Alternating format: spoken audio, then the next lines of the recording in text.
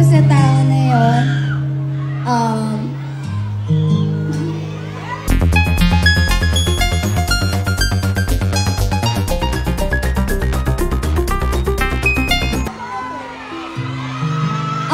sana maging masaya yung Pasko niya. I hope, kung ano man yung ginagawa niya ngayon, maging successful siya. And huwag niyang alalahanin yung mga sinasabing masama about sa kanya. Always think positive. Kasi andun ako sa likod niya. Napalakpak.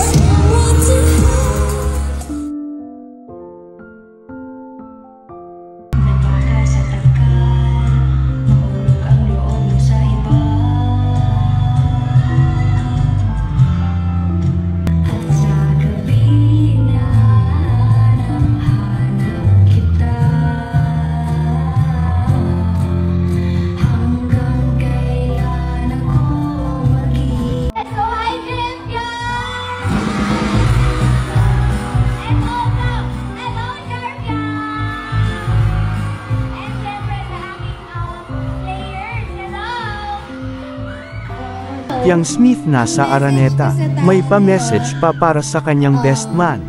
Halatang namimimiss niya na ang kanyang best man Ibarra. Halatang kinilig ang mga fans. Lalong-lalo na si Piang habang nagsasalita at naghahatid ng mensahe kay Jane Ibarra dahil nasa workshop. And huwag niyang alalahanin yung mga sinasabing masama about sa kanya. Always think positive. Kasi andun ako sa likod niya.